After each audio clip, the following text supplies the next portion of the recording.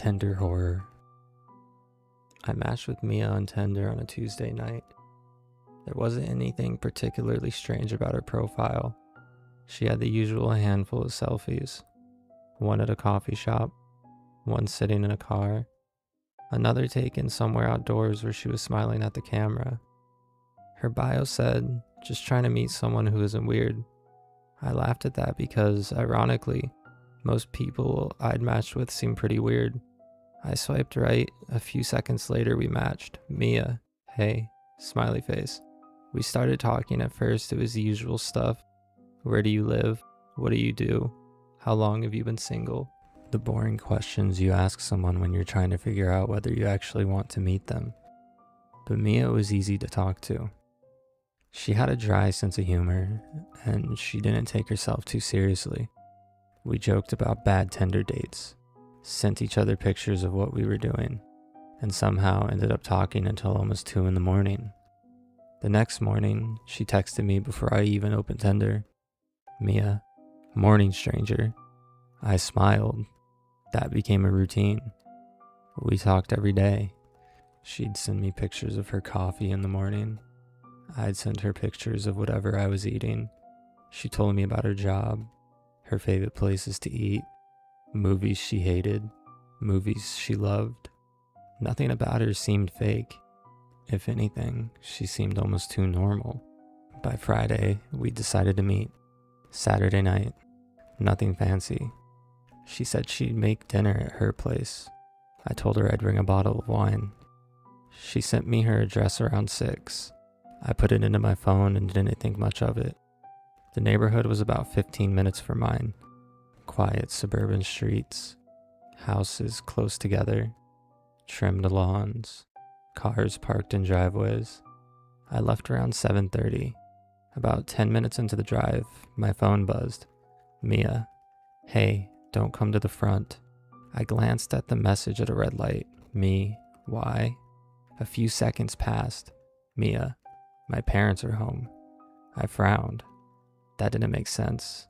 Earlier in the week, she told me she lived alone. Me, I thought you lived alone. She took longer to answer this time. "Mia, I do." Then, "Mia, it's complicated, LOL.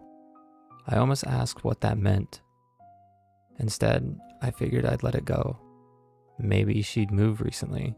Maybe she'd been embarrassed about something. Whatever. I kept driving. When I pulled into her neighborhood, I found the house easily. 2-story, white siding, attached garage, small tree in the front yard. There was a car sitting in the driveway. I texted her, "I'm here." Her reply came almost immediately. "Don't park in front." I looked at the house. "Why?" "Mia, just park around the corner and come around back." I stared at the screen. It was a little weird. Not enough to leave. Just enough to make me uncomfortable. Me. Okay. I parked around the corner and walked back. There was a wooden gate besides the garage. I opened it. The backyard was completely dark. No porch light. No outdoor lights. I could barely see the house. I texted her, "I'm at the back." "Mia, gate's open." I looked down at the gate, then back at the house. "Mia, back door is unlocked." That made me pause. "You just want me to walk in?" The typing bubble appeared immediately. "Mia, yes." Then, "Mia, hurry." I remember standing there for a few seconds, thinking about how strange this whole thing was. But I had already driven 15 minutes. We'd been talking for almost a week. Maybe she was nervous. Maybe her parents really were inside. I opened the back door. The house was dark. I stepped inside. "Mia?" Nothing. The door closed quietly behind me. I could hear the refrigerator humming. There were dishes in the sink. A glass of water sat on the kitchen counter. A child's drawing was attached to the refrigerator with a magnet. I remember looking at it and thinking it was strange. There weren't any pictures of Mia. No decorations. No signs that a 27-year-old woman lived here. It felt like someone else's house. My phone buzzed. Mia, come upstairs. I looked toward the staircase. Me, where are you? No answer. I waited. The house was completely silent. Then I heard something upstairs. A soft creak, like a floorboard being stepped on. I stared at the staircase. Mia? Nothing. My phone buzzed again. Mia, don't turn the lights on. I looked at the message, then slowly looked around the kitchen. Why wouldn't she want the lights on? I typed, seriously, where are you? She didn't answer. Another creak came from upstairs. This one was louder. I took one step forward toward the staircase, then stopped. I don't know what exactly made me stop, but there was no obvious reason. It was just a feeling. The kind of feeling you get when you walk into a room and realize you're not supposed to be there. My phone buzzed. Mia, why did you stop? I stared at the screen. My stomach dropped. I hadn't told her I had stopped. I hadn't sent her anything. I looked around the room. Me, I'm leaving. 3 dots appeared. Mia, don't. Then, Mia, you came all this way. I didn't respond. I turned around and walked toward the back door. I was almost outside when my phone buzzed again. Mia, why are you leaving? I opened the door. Cold air hit me. I stepped into the backyard. Then I heard the gate move, slowly. I turned. The wooden gate was swinging back toward the closed position. There was nobody there. I didn't wait to find out. I walked quickly around the house, got into my car, locked the doors, and started the engine. My hands were shaking. I backed out of the street. My phone buzzed. Mia, you didn't even come upstairs. I stared at the message while driving. I hadn't told her that. Then another message appeared. Mia, why are you scared? I didn't answer. Another. Mia, I can see you. I looked in my rearview mirror.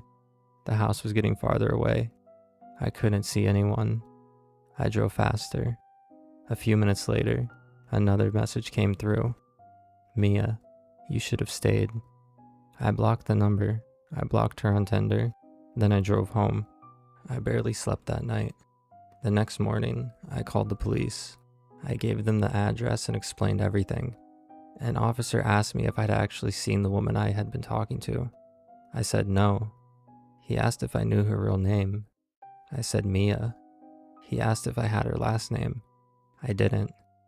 He asked if I knew anything else about her. I told him everything I could remember. The officer went to the house. The people who lived there were an older couple who had been out of town for the weekend. There was no Mia, no missing person, no sign that anyone had been staying there, no cameras, no obvious break-in, nothing. The officer told me that the back door had been unlocked. That was how I had gotten inside. He also told me there was nothing they could really do without evidence that someone had actually intended to harm me. I understood, but I still couldn't shake the feeling that something had been wrong with that house. I deleted Tinder, changed my phone number, stopped talking about the whole thing. For a couple of weeks, nothing happened.